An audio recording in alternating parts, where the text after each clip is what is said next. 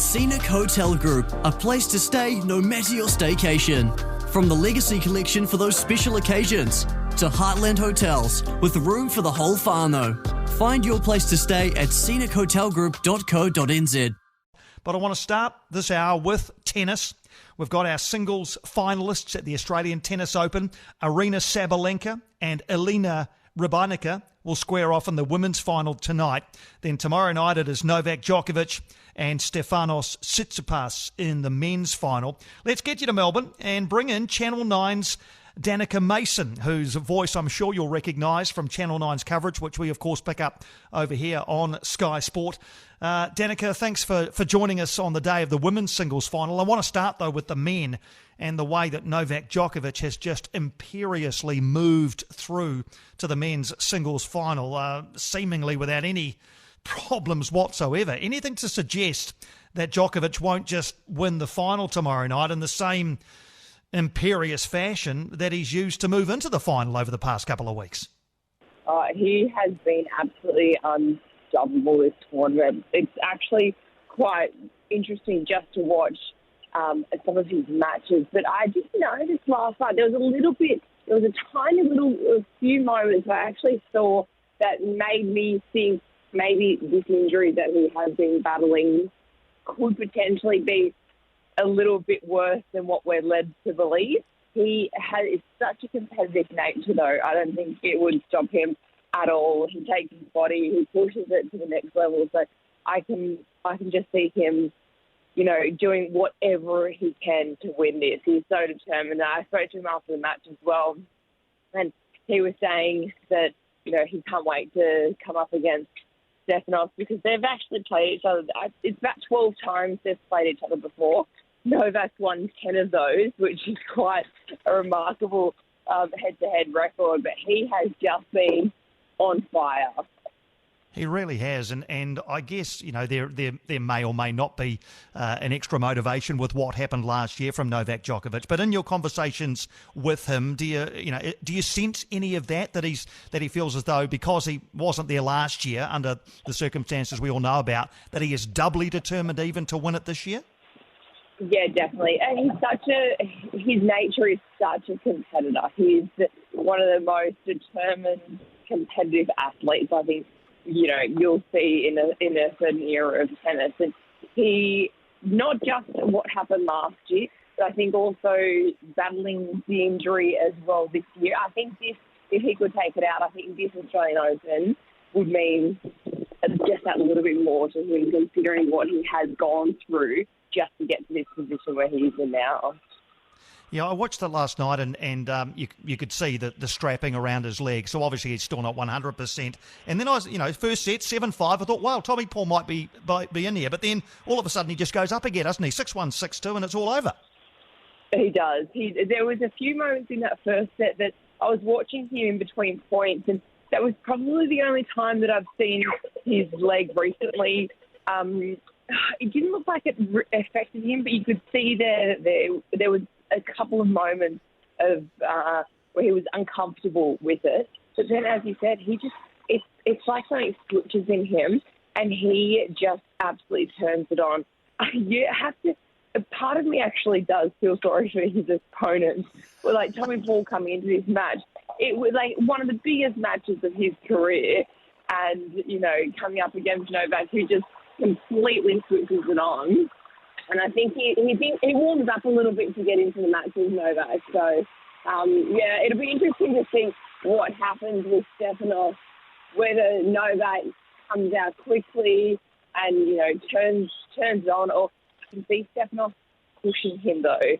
So, who knows, we could be in for a 5-set, or it could be a early finish in the morning like Andy Murray's match was, where we left Melbourne Park at about 4 a.m. Yeah, that was quite something. And I think every major tournament deserves a good climax. And look, if anybody's going to push Novak, Stefanos Tsitsipas seems like the guy. Took him 3.5 hours, though, to get past Hashanov last night. What sort of chance do you give him, Danika? What is he a 30% chance? Is it not quite that much? Is it closer to 50-50? I think out of everyone, I think Stefanos is the person that could push him. We were speaking about it earlier on in the tournament. saying what the perfect outcome would be in terms of who, because I think everyone just assumed Novak would be there. And we were speaking about who would be the one player that we'd love to see. And I think it is Stefanos. He can trouble him a bit, but it's also, there's so many layers to it that just make it so interesting as well.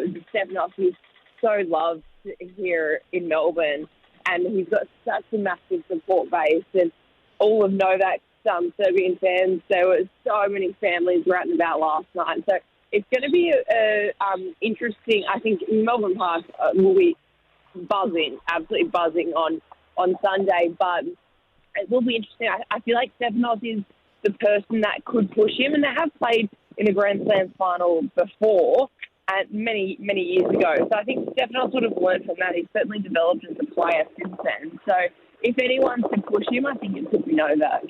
All right, and the women's final is set down for tonight on Rod Laver Arena. Elena Rybakina against Aryna Sabalenka. 22nd seed against 5th, so I guess being the 5th seed, Sabalenka would be the favourite here. Is what are we in for when the women's singles final gets underway tonight? Well, so Rybakina, she's the reigning Wimbledon champion, so she's she's coming into it full of confidence. She's learnt a lot since that win at Wimbledon, and she's quite an interesting player. She's quite young. She's quite. I interviewed her just the other night, and that was the first time I've ever interviewed her. She's quite young. She's quite shy, but on court she's so impressive. I think that she may have it, but then Sabalenka, she's got some elements to her match that are so impressive, and she actually had such a really, really strong start to the tournament. She hadn't lost a single set, even the pre-tournaments leading up, so she hadn't lost a single set all year. So I think it's going to be an almighty battle. It's hard to.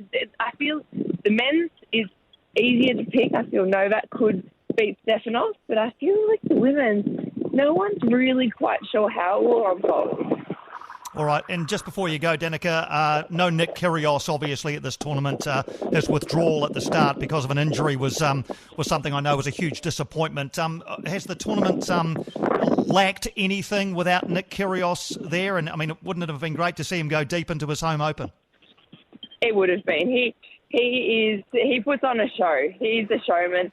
A lot of the kids, a lot of the younger generation, they all loved coming and seeing him. Last year, I remember you'd be walking through the precinct and you could hear when Nick was on because the fans were so vocal, and you see so many Aussie fans arriving dressed head to toe. But I think it's been great seeing Jason Kugler and Rinky Hijikata in the doubles. In the men's doubles, they've sort of, they've given Australia something to cheer about at the back end of this tournament. So there are still some Aussies in it. But, yeah, unfortunately, Nicky had to have that surgery on his knee. It was disappointing. I think he does have a great following, especially the younger generation of tennis fans who are coming through. But I think we've had some almighty matches, especially that Andy Murray one. And I think the final, particularly watching Novak, I think everyone will be entertained. So, yeah, unfortunately it was disappointing for Nick, but hopefully he'll be back next year. Absolutely. Danika, it's been a great pleasure chatting to you. Thanks for joining us across New Zealand. Wonderful coverage we're enjoying over this side of the ditch. All the best for the two singles finals, which are tonight and tomorrow night. And again, thank you for your time. Thank you. Looking forward to it.